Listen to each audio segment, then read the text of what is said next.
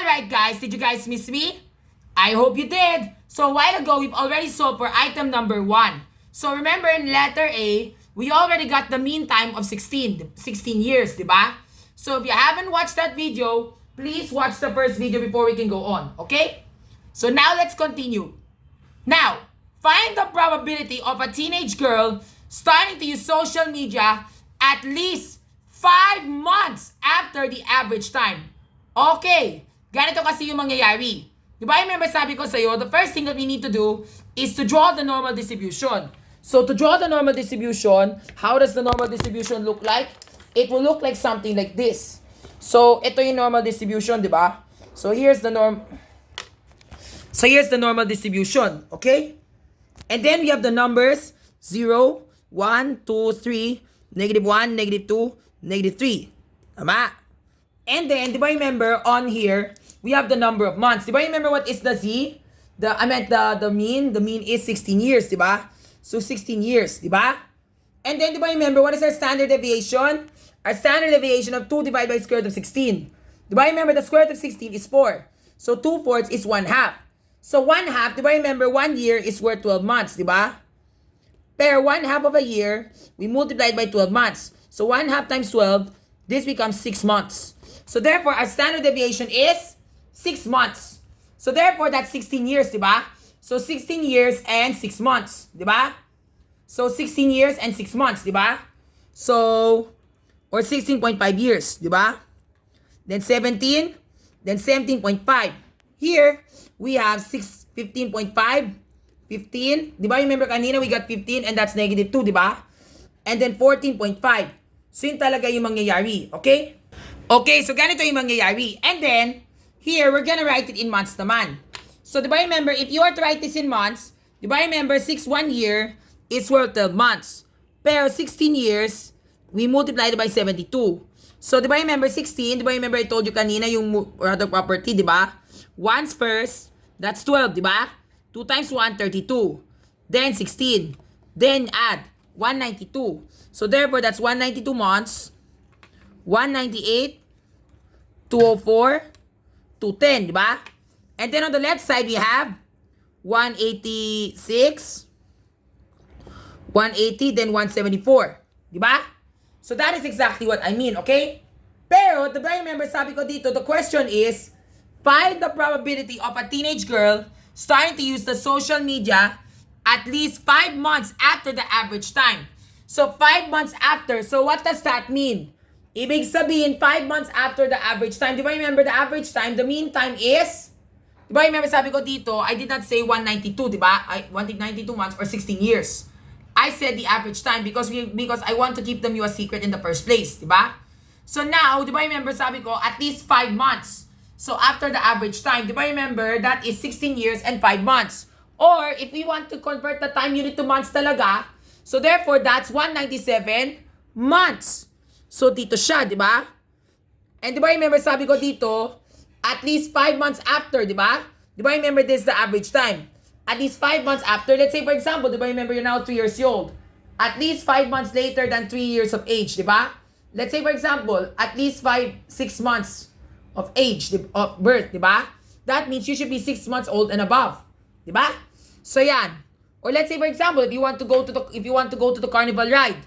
So let's say for example, there's an age restriction. So you must be at least 10 years and above, di ba? So therefore, that means hindi pwede yung mga 9 years and 11 months. So kailangan dapat 10 years old and above, di ba? So yan. So therefore, this should be our answer. So dito kasi yun, okay?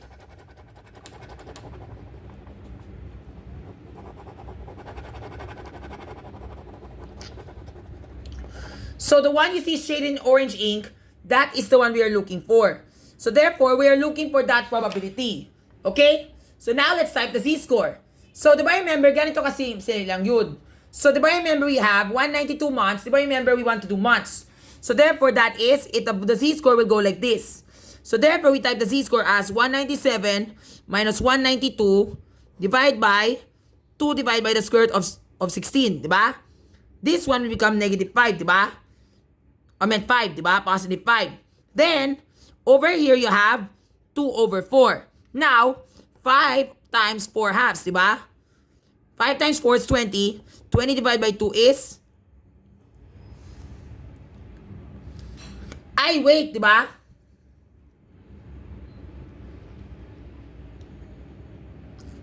Yeah, tama. That's 2 over 4, di ba? 2 over 4. And di ba remember we have 5 divided by 2 fourths, di ba? Kasi yung gets ko na. Divide by 2 fourths. Then we multiply, that's supposed to be 5 times 4 halves. And that's supposed to be 10. Teka, mali to kasi po, di ba, normally dapat it's supposed to be... Gets ko na. Kasi nga, di ba, remember, standard deviation ng 2 out of 16, maybe I have to convert that. Kasi po, di ba, remember, yung 2 divided by the square root of 16, or 2 fourths, that is the same as months. Kasi nga, di ba, remember, that is talking about the year. So, therefore, yung 2 fourths, or yung 1/2, kailangan to convert ko sa months. Parang ganun siya. That is not the right answer po. I'm sorry. Kasi po, di ba, remember, yung 2 over 16, that is the value of the standard deviation. The standard deviation is 2 divided by the square root of 16, and that is 2 fourths. So 2 fourths is the same as 1/2. So it's like 1/2 a year. So we need to convert that 1/2 year to months. So to convert that 1/2 year to months, that is 6 months, diba? So gets ko na. So therefore, the standard deviation must be 6. Diba?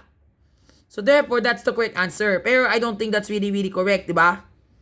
Sige, check ko lang. I'll just check my Microsoft Excel.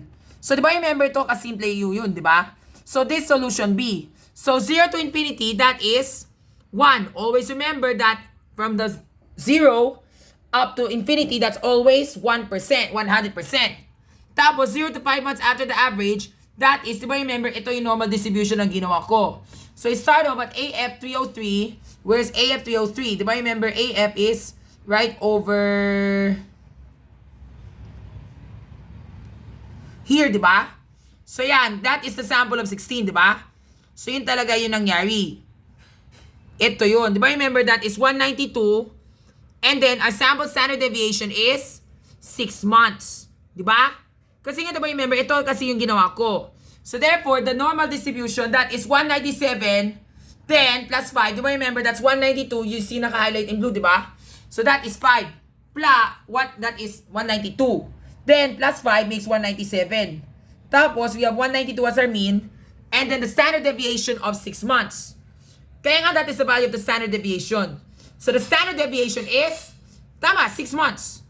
And therefore the answer is 5 out of 6. So therefore we don't need to divide anymore. So tama, it's like 197 minus 192 all divided by 6. So kaya pala you just need to convert your standard deviation. And 5, 6 is the same as 0.8333. Diba? And then we locate that on the C table. Hanapin tayo ng 0.833. So looking at your stats and probs book, where is the 0.833? Diyan sa 29.67. And then, di ba remember, because it's higher, that's why we do it like this. 50 minus 29.67. And therefore, the answer is 3. This becomes 9. 9. 0. 3. 2. So, 20.33%. Yun talaga yung sagot. Now, let's see if that's the correct answer. So, di ba remember ito kasi yung nangyari dito. So, ang ginawa ko dito ay, ano to, di ba? So, ito kasi yun. So, this is the 1. 1. And then, 0 to 5 months before the average, that is from here up to the point. Pero we want to get on the right side, kaya naman we subtract that from 1. At tama nga, that is the correct answer. 20.23 or 20.33%. So that is correct. So therefore, the difference is this. Yung nga, di ba? And then, this, we get the difference, and then we get this answer. 20.23%. So yan, that is the right answer, di ba? So you just type there 1 minus normal distribution, 1 minus the normal distribution of 197, 192, 6 months, and then 2. And then that's the answer that we got. Pero, if I were to do it in years naman, that should be 16 plus 5, 12 years. And then the mean is 16. And then the standard deviation is 2/4, di ba? So yan, eto na siya, di ba? The x is plus 5/12, di ba? Because there are 5 months. And then 16. Then 2 divided by the square root of 16, and then true. Then you will still get the same answer. So tama, that's the answer in letter B. Next, letter C. Same as letter B. But imagine if that corresponding z-score were negative 2.83. How many teenage girls were involved in that particular survey? Ayan, that question is a bit tricky. But let me show you how we're gonna do it in step by step. First, look at the z-score. Diba, remember in a z-score, we have negative 2.83. Diba? So, how many teenage girls are there? Ibig sabihin, calling talaga yung mga, ano yun, girls doon. So, therefore, this is the formula. So, our z is negative 2.83, diba? And then we do not know what is the, ano yun, what is the, gets ko na, baka manimotes like this.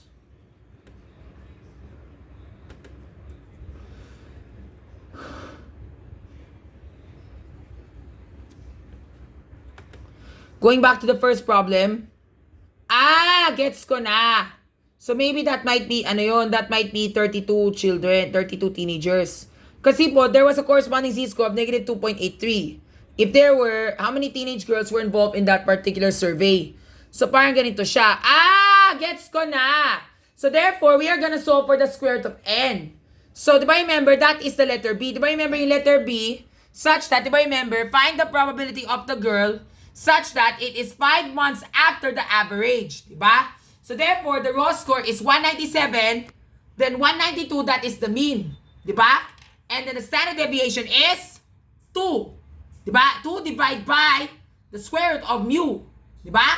Na yun, diba remember that was the z-score. And the z-score is 0.83. Now, it's negative 2.83. So therefore, diba remember ganito siya.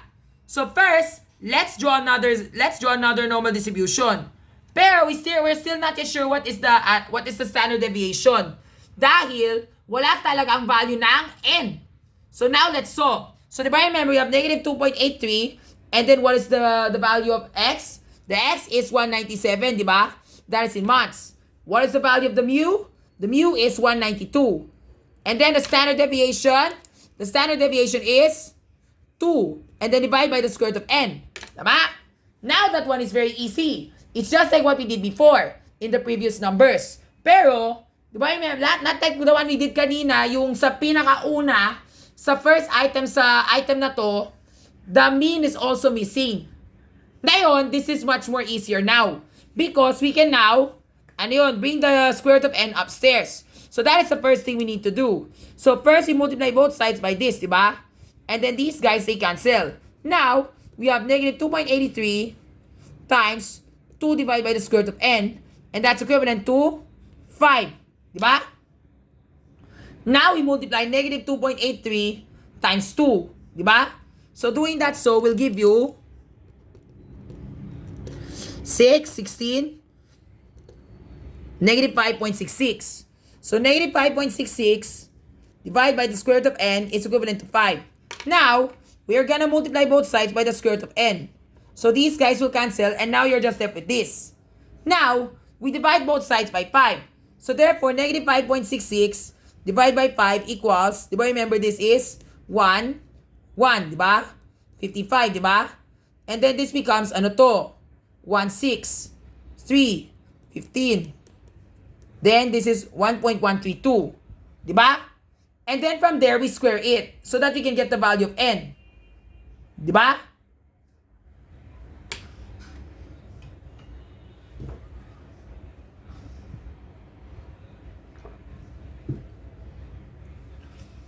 Teka, wait lang ha. Let me check my solution sheet first, okay? Baka malimot might be the wrong one. So, diba remember, ito yun. So, diba remember, ito yung equation ko sa letter C. So, equation ko doon ay ganito. So, therefore, on the left side, we have yes, that is in years. That is in years. Kasi ang ginawa ko dito, that is in months. So therefore, hindi siya tama. Unless lang talaga I want to do months. So therefore, that must be 6 divided by the square root of n. Diba? So mali yun. Kaya nga, that's why nga, this is the answer I'm looking for. So therefore, that's 15 minus 16, which is in years. So 15 minus 16, diba remember that is the year, diba? And then divide by 2 divided by the square root of x. And then on the right side, it's negative 2.83. Now, what we do is, di ba remember, the first thing we do is, we bring the denominator up.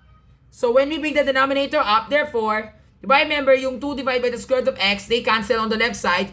And then, 15 minus 16 is negative 1. Tama? Tapos, sa right side, negative 5.66. Do I remember we got that because we multiply negative 2.83 times 2. Diba? And now your equation should look like something like this. Diba? So let me write it for you. So diba remember we have negative 1, diba? Negative 1 is here. And then on the right side, we have negative 5.66. Divide by...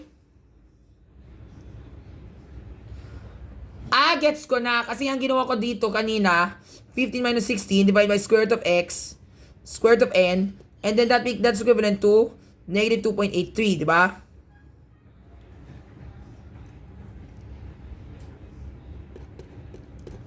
Then we cross this out, and then this becomes like this, di ba?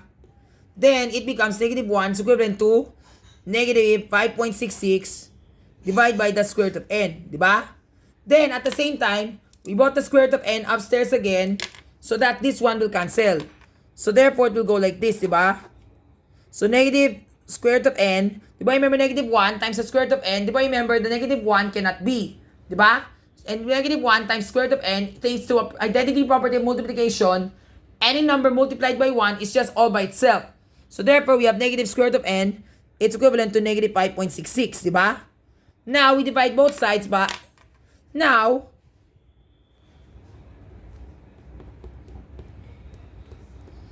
Now, we divide both sides by negative 1. So therefore, square root of n is equivalent to 5.66. Now, we square the number. Tama. And then, we square the number and we should get, diba remember, when we square the number, we should get this answer. So, ganito siya. Diba remember, ito yun, diba? So, divide by negative 1. So, therefore, you have square root of x. And then, that is 5.66 na, positive version. Now, we square both sides of the equation and then we get, so therefore, ito yun. I squared that answer, 5.66 times 5.66 or caret 2, and then the answer is 32.0356. So that's the value of n. So the value of n is 32. Okay? So now we got 32 there. Now, let's verify if this is true. To verify kung tama, eto na siya. Diba remember sabi ko sa'yo, we write the formula again. So when we write the formula again, it will go like this, diba? So we have 15 minus 16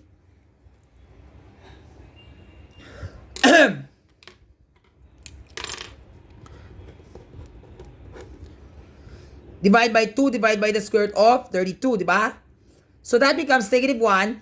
Then here we get 2 divided by the square root of 32, diba? 2 divided by the square root of 32, that can be simplified into, diba remember sa denominator, that can be simplified to 16 times 2, diba, on the right side. Take note, the 16, if it were to take it by a square root, diba remember the square root of 16 is 4. So therefore, that becomes 2 divided by 4 times root 2. Then, we cross this out, and therefore becomes 1 times 2 root 2. Then, diba remember sabi ko sa'yo, we rationalize the denominator. So, to rationalize the denominator, we multiply both sides by the same denominator. Diba? Just like that, diba? Then, this one will become 4, and this one will cancel out. Then, we have 2 square root of 2 divided by 4, or just simply, square root of 2 divided by 2. Diba? And then, 1 divided by square root of 2, yun nga, it becomes something like this. So, tama. The correct z-score is 2.83. So, tama. So, that is exactly how I standardize. So, standardizing 15, that is our value of the mean, the value of x, and then the standard, and then the average, which is 16, and then 2 divided by the square root of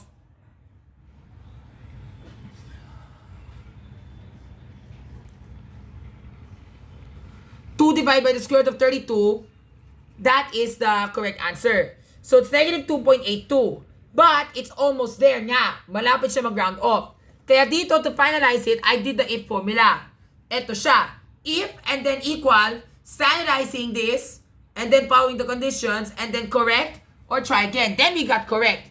So therefore, the answer is 32 teenagers. So now we already have our answer in letter C. Be sure to get that answer right, because remember, if we don't get this answer right, lahat yan ay mali. Next, let's go to letter D. So letter D naman, if N is equivalent to the answer in A, di ba remember the answer in letter A? What is the sample? That is 16, di ba? Compute for the upper 9% of the distribution. Yan. That is yung niya. The N is answer in letter A. That is 16. Compute for the upper 9% of the distribution. Ibig sabihin, di ba remember sabi ko dito, ito yung distribution namin. So where is the upper 9%? Dito siya. So we need to find 41%, which is on the very right. So now going back to our linear interpolation, here's the method that follows. So di ba remember, going back to our linear interpolation, the formula should go something like this. Di ba? So we have, di ba remember what's the z-score here?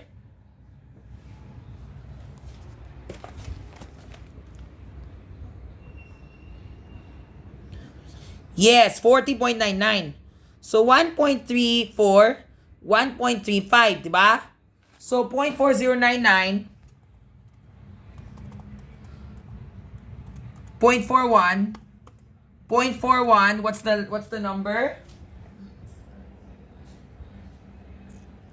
1.5, di ba?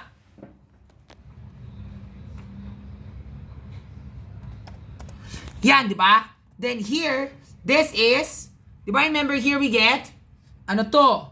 1.34, 1.35, di ba? Then, we apply the formula as follows. So, therefore, here, ito yung ginawa namin. Big Y minus the little y divide by big X minus the little x. Diba? So, therefore, answer should be like this, diba? And our answer is 0.16. Diba? Then, on the right side, we have, diba remember here, ang ginawa ko dito ay 0.41 minus 0.499. Ito siya. Then, on the bottom side, we have x minus 1.34. So, therefore, here, now we're going to multiply by 1.34. So, diba remember, ito yung equation now. So, the equation should look like this.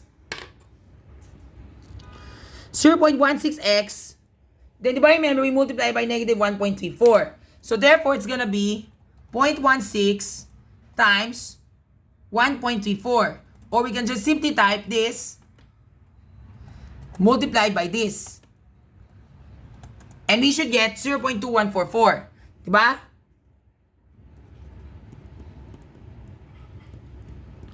And that's equivalent to, what's the value? 0.0001, diba? Kasi diba remember kanina, this is 0.41, 0.410, 0.41. So 0.41 minus 0.4099, therefore this becomes 0, this becomes 0, 0, 1. Diba? So yan, so therefore that is 1 raised to the 4th power. So tama. 1, 2, 3 zeros on the right side. So 10 thousands. Now, what we're gonna do now, we're gonna add it both sides by this number. So ganito siya. So we're gonna add this to both sides. And then the answer that we get is 0.2145. Then 0.16x. So dividing both sides by 0.16, eto na siya. So we divide by 0.16 and the answer is 1.34. So tama, that's still the same answer as what I got kanina. 1.34. That's the same exact answer. Malapit na yan ha. So now let's double check. So ganito kasi yun. So going to letter D, di ba remember ito yun? So from probability to Z, we type there, di ba remember, normal standard inverse of 0.91. Dahil di ba remember, ang percentile, kailangan dapat we move from here up to here. Pero ang ginawa ko, 1 minus 0.09. Dahil, di ba remember, 1 stands for 100. 1 minus the 9% of it, di ba? And then, from there, we convert that to z-score. To convert that z-score to raw score, same formula. Multiply that by the standardized standard deviation, and then we add that with the mu. Diba? And then after that, we get this answer, which is 16.67. Diba?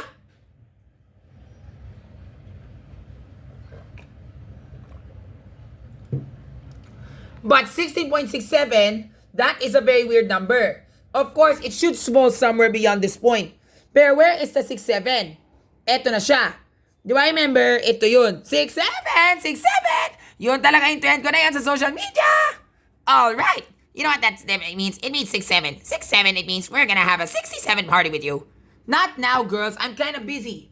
Anyway, so that is 16.67. Pero yung 0.67, kailangan namin i-convert sa years, di ba? Kasi di ba remember, that is in months, di ba? So, 16 years and how many months is that? Kaya nga, ito yung ginawa ko. Subtract by 16 and then we multiply that by that number by 12.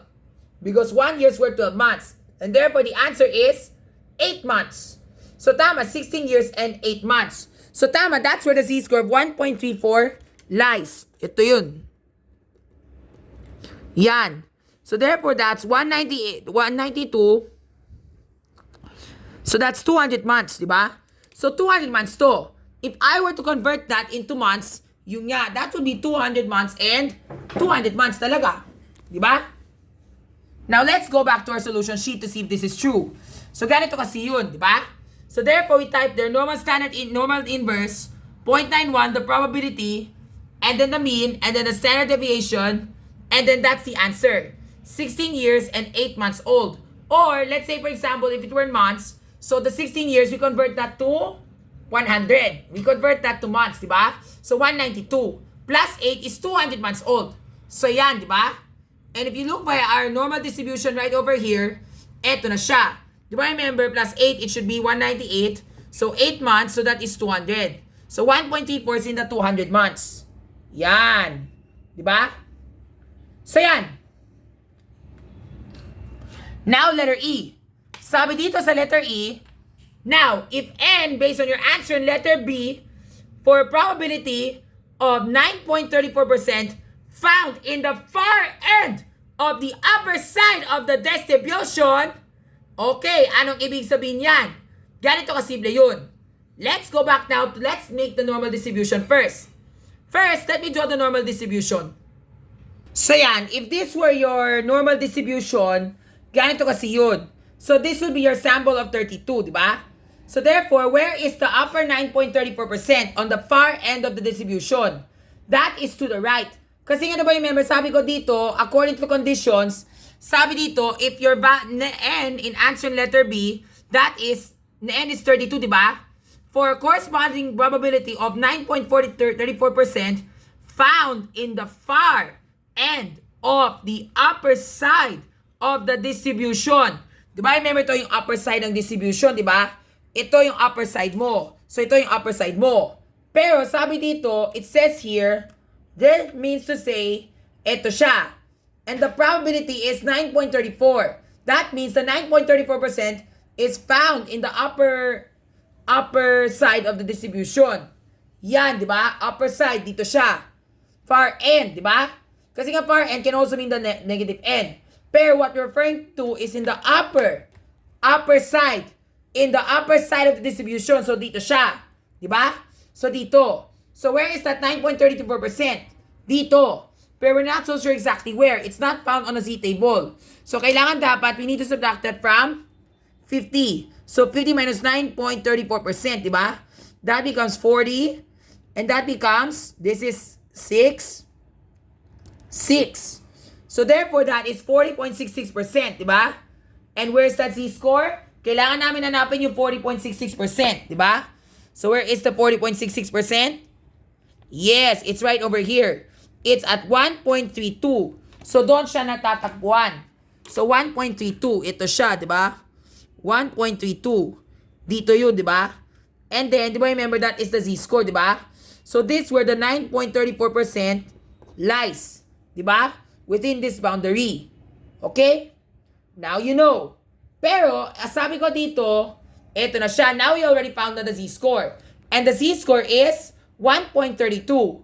Then, what do we do next? We convert that to the raw score. So, how do you convert that to the raw score? Mabilis lang yun. Follow along. Diba remember the strategy here is, ang ginawa ko dito ay, proud to say, we did it like this, diba? So, normal standard inverse of 1 minus, 0.0934. Kasi nga remember, that is 1, the infinity, minus this area. Kasi nga remember, ito yung Excel na ginawa. Ito yung kailangan na hinanap namin. So yun talaga. And therefore, from Z to raw score, we multiply that by 2 divided by the square root of 16 or square root of 32. Square root of 32. Dahil, kasi nga diba remember, we are doing square root of 32. It is answer in letter B. Then we add 16. And therefore, the answer is 16.466, diba? So therefore, it should be here. So the answer is 16.466, diba? Dito siya, diba? Dito siya natatagpuan. Right in between. Tapos, ito na siya. Did I also put something else? Meron. Sabi ko dito, this means that a teenager has started using social media how many years than Elijah's? Yan, kasi nga diba remember, Elijah is only 15 when she used social media. Pero it says Elijah's age, diba? That means this teenager started using social media at what age? Diba? At what age, diba? Pero, how many more years than, or months than Elijah's? Diba? So, yan. So, therefore, ito talaga yung mangyayari. So, now, we are going to compute for the difference. So, now, we already got the average, and that is 16.46. And diba, remember, that is almost to 16 years and 6 months. So, therefore, we subtracted by 15, and that is the answer. So, the answer is 1 year and 5 months approximately. So, yan, diba? Yun, so minus 15. And therefore, that is the answer. So, we type their normal standard inverse of 0.9. So, we put here, normal standard inverse of 1, diba? 1 minus 0.934, that is the 40.66%, diba? And then, 16 divided by 16 is the mean. And then, our standard deviation is 2 divided by the square root of 32. Diba? So, diba? And then, after that, whatever answer we get here, we subtract by 15, and then we get it as 1.466. And therefore, on the right, tamang sabi ko. Approximately 1.5 years later than Elijah's. So, tama. Kasi nga, if Elijah, oh yeah, because imagine if I were to use social media at the age of 15, therefore my friend had used social media at the age of 16 years and 5 months. So it makes a difference of 1.5 years. That's right. And that's how you're gonna do it. Alright?